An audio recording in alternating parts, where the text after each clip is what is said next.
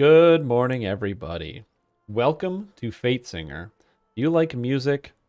I don't. And let's not talk about it. Let's talk about Fatesinger instead. Fatesinger is an updated Epic Destiny tree, and overall, it has been kind of entirely overhauled with a much heavier focus on spell damage as well as the different types of party buffs you can provide. On top of that, it also incorporates spell damage into melee and ranged attacks, making it quite exciting to run around with in a lot of different builds. So let's talk about the general sense of what's changed and how you can expect to use this tree in the future. So the cores give you melee ranged power, they give you bonuses to your spell DCs, they give you spell points, positive and negative, or not positive, positive and sonic spell power, and universal spell power. A lot of stuff. But don't worry, pretty much every tree gives something like that. It's just a bunch of baseline stats that you get right away. Additionally, you get Glitter of Fame, so that when monsters strike you, they have a chance of becoming fascinated, and the other ability called Glitter of Fame, which is +1 to ability scores and saves, which are things you're probably already familiar with. However, you may be confused. You might be like, wait a minute, wasn't there supposed to be other stuff? There was like immunity to arcane spell failure, immunity to charisma damage. That stuff is still here in the tree, don't worry about that. In terms of some of the big things, what this tree has is a big focus. Up at the top, you have two abilities, Turn the Tide, and a new one called Cut the Strings. Turn the Tide has been changed, it's the epic moment, and this says, the trumpets call for the rally. For 20 seconds, you and your party gain full attack bonus, plus 10% to weapon damage, 10% uncapped dodge, 100 universal spell power, and minus 40% to spell costs. Now, with this character that I'm running right now, I'm currently at minus 50% spell costs. This would bring me down to minus 90% spell costs, which is very, very, very strong, obviously, with the 100 universal spell power. But this doesn't just affect me. This affects the entire raid.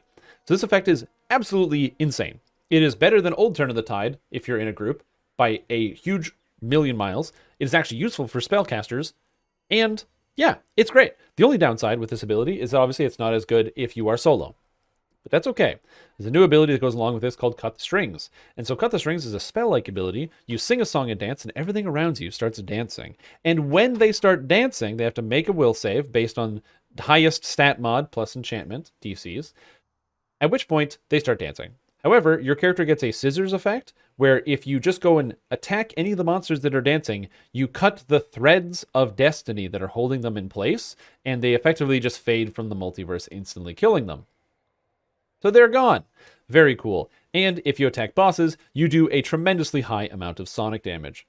This ability is extremely good. It may even be too good, but it is very, very, very strong. And these are kind of the big payoffs that you get for being a Fatesinger. But before the big payoff, you have the whole tree. So let's talk about that. Right away in the tier 1, you got some basic stuff, plus to all skills. And if you have the Bard Inspire, it's even more skills. You have Music of the Spider Queen, which existed before, but now it gives you spell power and the ability to fascinate vermin.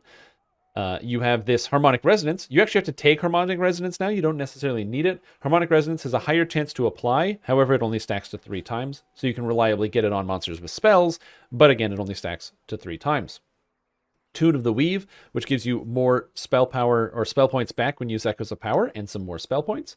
And then finally, your Epic Strike. Now, these Epic Strikes are the builders. They share cooldowns with other Epic Strikes. In my build, I didn't take this one because of the specifics of what I'm doing, but you may have a different thing. Also, there's some bugs in this, but that's not the point. The Epic Strikes here all share a cooldown, so you can pick one. There's a Spellcaster ability, Strike a Chord. You have a ranged ability, Pluck a String, and a melee ability, The Sword Sings. Strike a Chord allows you to cast a single target sonic spell. It makes a little jingle when you cast it. That benefits from all your meta magic feats, and this character has all of them.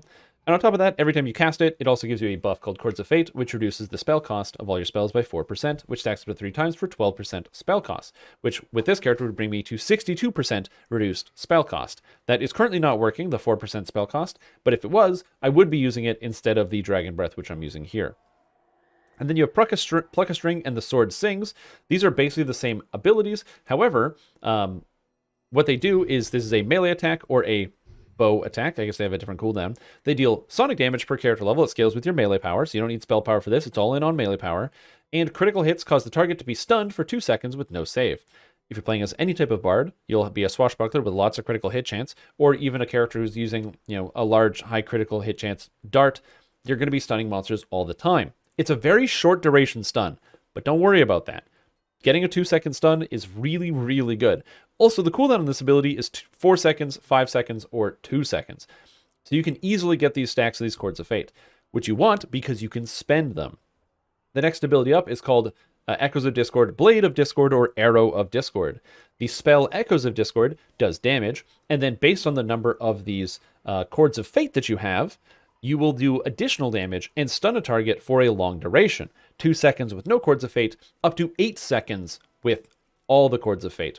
And it's a cone, so it's a big frontal cone where you go boom, and it stuns everything for 8 seconds. Extremely strong, very, very, very high damage.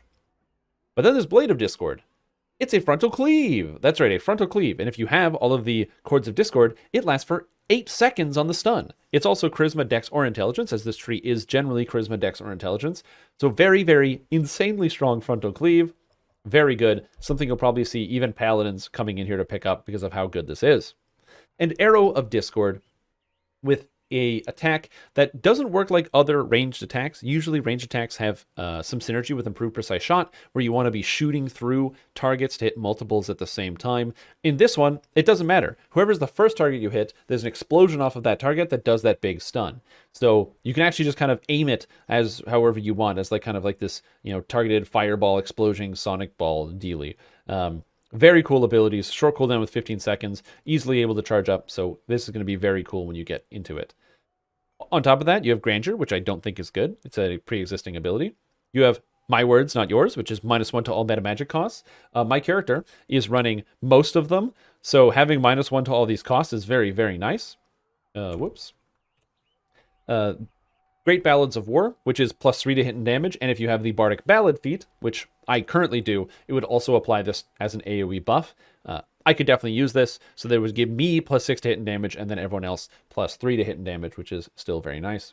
And then finally, the actual mantle. Now, as we talked about before, every single Epic Destiny has a mantle, which is kind of like a core theme. It's something you kind of like put on your own character, and it gives you a buff, and it goes as a through line and upgrades as you go deeper into the tree. This one makes it so whenever you do any type of attack, spells, physical attacks, it doesn't matter, you can have a swirl of sonic notes come around you and explode out and does damage. It also gives you temporary hit points. The damage is pretty good. It scales with Sonic, melee, or range power, depending on which one you have. So I'm Sonic, so I have Sonic spell power. This is a spellcaster, but if you're a melee, it scales with that. Moving up to the tier 3, and you're going to notice it's very hard to make decisions in this tree because there's a lot of good things you really want to take. In tier 3, we have Master the Acoustics, which gives some Sonic spell power, but at rank 3, when you cast the spell Sonic Blast and Reverberate, the damage is increased by 50%. This is really substantial and allows you to be a DPS monster. Important note that right now, Sonic Blast caps out at 8 caster levels, so once you get to level 8, it doesn't go up in damage anymore. However, you can get the feat Master of Music, which increases the cast level by 10, bringing it up to 18, which is a pretty big increase in damage. However, there's a new change. All spellcasters are getting a buff with this actual patch because every spellcaster is going to get an extra +1 to their maximum caster level for every 2 epic levels that they get. What it means is if you're level 30, you get an extra 5 maximum caster level for all of your spells, which means this bard is now casting Sonic Blast at a level 23 rate, and now you're increasing that damage by 50%. It's really good. You also get the ability to choose from different spell DCs. I chose Enchantment here, is my case. I think it's Enchantment, Illusion, Evocation, and Necromancy in here. You have Rhythm to Rain, which gives you less spell threat as well as positive spell power, which is nice. I didn't need it because I'm not playing in a group, but I would consider it in a group.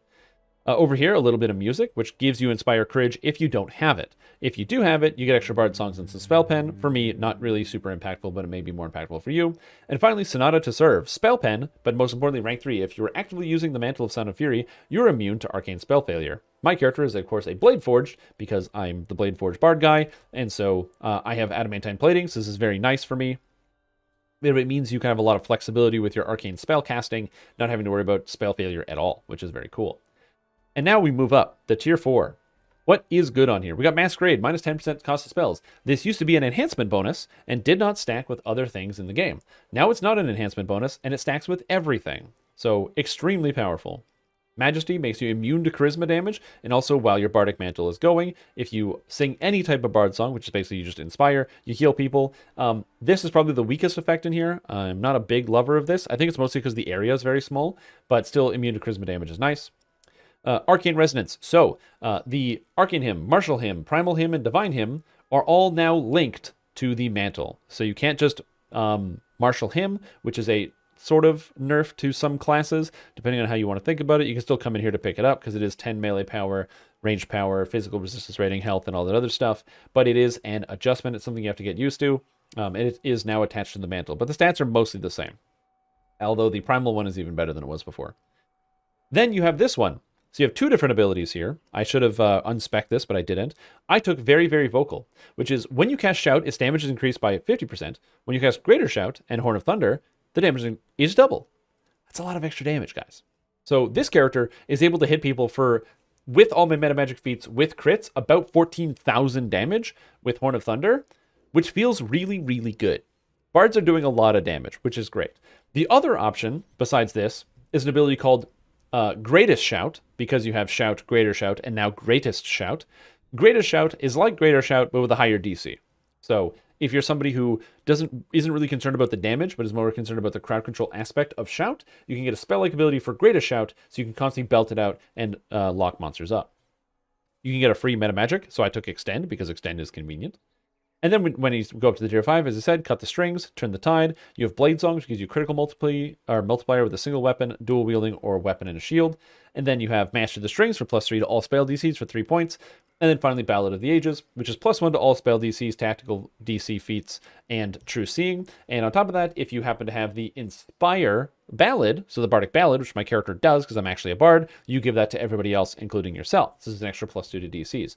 So this character is picking up 3 to DCs. Now it's 3 here, so it's 6 to all DCs. 2 more here, so that's 8 to all DCs. And then 3 to a specific one. Additionally, I'm also using Draconic Incarnation to get an extra +3 evocation, so I get +11 evocation and +11 enchantment DCs. It's pretty good. And I'm not a Magister. In fact, Magister doesn't even exist. So overall, this tree is very, very strong if you're a spellcaster. If you're playing as a melee character, generally this is going to be better off reserved for hybrids, somebody who has some aspect of spellcasting in them, whether you're an Eldritch Knight, a Bard Swashbuckler, a Alchemist. A lot of these classes will fit a little bit better in here than in some other places. However, you still get the critical multiplier. You can still pick up the Greatest Shout with the high DC. The Martial Hymn is still extremely powerful. So there are some good options in here in terms of multi-classing and different types of builds. It's not just bards that fit in here. However, if you want to go in and try to splash in to get some other stuff, I'm using Draconic Incarnation because I really like the Dragon Breath effect. It's very powerful for what my character wants to do, and I can get evocation DCs, and I can actually get extra spell cost reduction here. So I've got 10% spell cost reduction here, 10% here, and if I was actually using the mantle, I could pick up an extra 10% here. So I would, oh, this is cooldown reduction? Oh, it's spell cooldown reduction. Never mind, I thought it was cost reduction. Anyway, I'm at minus 50% spell cost, so my character's feeling pretty good. However, Primal Avatar is also a good combination with this character. I'm playing as a Bard Spellsinger, so it's a lot of Sonic and then Lightning from Horn of Thunder. And the Primal Avatar does have the ability to get lightning spells, picking up Thunder Snow, which is an extremely high damage spell. Most importantly, you can get Thunder Snow upgraded so that your Thunder Snow at its core Thorn Sky, your Thunder Snow applies a massive slow and reduction to target's reflex saves. Now the reflex saves isn't super useful for you because you're only Fortitude and Will, unfortunately, but it's a huge slow. And so instead of saying, oh, I'm going to pick up the Dragon Breath and grab a little bit extra damage, you could go more in the Primal Avatar route, grab Rejuvenation Cocoon, pick up the Thunder Snow, so you're doing a lot of extra lightning damage and a lot of slowing and crowd controlling, that sort of thing, and even pick up even more DCs. You have a lot of good options in terms of that. So it's difficult to say exactly what you should be taking. It's tough call. There's a lot of different options. You also have Shadow Dancer technically as an option if you wanted to use the Epic Strike, although I don't think it's as good, so you don't have a lot of force synergies. And then finally, there is the Magus of the Eclipse, which could be a interesting option if you wanted to focus on either cold or negative damage. I wouldn't really recommend it too much, and the Mantle doesn't work as well, so you're definitely going to get some better benefits out of other things. There's also the bonuses to fear spells here. As a bard, you don't get access to too many fear spells. The only way you would get access to fear spells is if you decided to go into the Shadow Dancer tree to pick up Weird, which is the top tier ability here, which lets you cast the spell, which is a fear effect, and then you could then go get the fear effect out of there, but that's a very different build. So overall, this tree is very, very strong. You got a lot of options in terms of spell casting, and as I said, if you want to go melee oriented, you want to cut off some of that spell casting and go more melee, you have some easy fixes in here. Grandmaster of Flowers is extremely powerful for pretty much every melee. All the low stuff here is going to be really strong, so if you're like a Bard Swashbuckler with some Grandmaster, Additionally, Divine Crusader is also pretty nice because you can pick up some easy early access cleaves down here. And then everyone's favorite, you're going to be able to pick up Fury of the Wild, grab yourself some Adrenaline, feel pretty good about that. Or just go Dreadnought, because Dreadnought gives you so much just flat damage. You're going to be picking up +2 to hit and damage with all weapons, a ton of hit points and extra stats, more tactical DCs for all your Bardic freezes, the extra hit chance, the +1 W while you have or action boost active, double strike, double shot, a lot of good options. It's hard to say which is the best. I literally have no idea. Overall, Fatesinger, very, very exciting updates, and it is definitely stronger than it was before. There are a couple things that are missing, of course, and things that are not coming back. There's no rain. Rain doesn't need to come back. You're getting more damage than you had with rain, so I don't really have like an argument for why rain should or shouldn't be there. It's just gone, so there's no more rain. And additionally, there's no more bound or grim fate, which is a debuff that only works against corporeal creatures, so you couldn't use it against some of the more dangerous raid bosses, like the boss of Too Hot to Handle was completely immune to this effect. Reapers are immune to that effect, but anything corporeal could be affected by it. It would give you a 12% damage bump. That's now gone. However, Fatesingers now have a full raid-wide group damage buff, so it kind of sort of balances out, although you can't use Grim Fate as often as you could, so you got to think about how you're going to actually make some adjustments there and what you want to do. Overall, I think that the tree is a lot stronger for Sonic spellcasters, and I can finally conclusively say that if the Fatesinger tree comes out like this or better, Sonic spellcasters will be an actual archetype that you can play in the game, which is very exciting because we didn't have that before. Sonic spellcasters, people have wanted to play Sonic spellcasters for such a long time, but this is a huge bump and to their damage and their ability to do stuff, because generally you play Sonic, you feel good till you get to about level 18, then your damage starts to slow down a lot, then you go into epics, you're mostly just kind of hanging on to Draconic Incarnation for dear life for all that extra damage that you get out of there, and then when you get to level cap, there just isn't enough to make it go. But double damage on Greater Shout, Horn of Thunder, 50% extra damage on Shout, extra maximum cash levels, bonus damage on Sonic Blast and Reverberate, and then also this ability, Cut the Strings, which is just insane. Yeah. And then on top of the fact that you get this Discord spell, very, very strong. Sonic casting coming at you live. Anyways, that's all I have. Please check out the rest of the Epic Destinies if you'd like to read the notes. They're going to be below. Also, if you like what you see, subscribe, and I will see you all in the future. I'm going to see you. All good. We interrupt this broadcast to bring you a special report on the weather with your host, Strimtom. Was my son's first life tank. Oh, nice.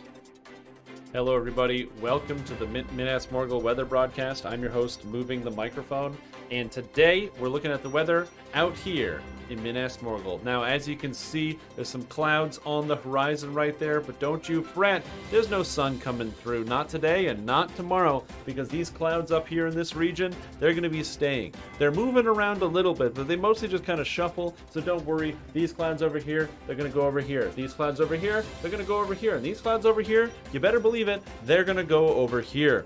Lots of darkness, but even though with all that darkness, there's also some dankness as well. It's about 12 degrees right now, quite humid, so you can see there's a little bit of precipitation gathering right over here in this area. And on top of that, especially when we look down here, you can see some of the rime building up on the edges of the actual castle walls here in Minas Morgul.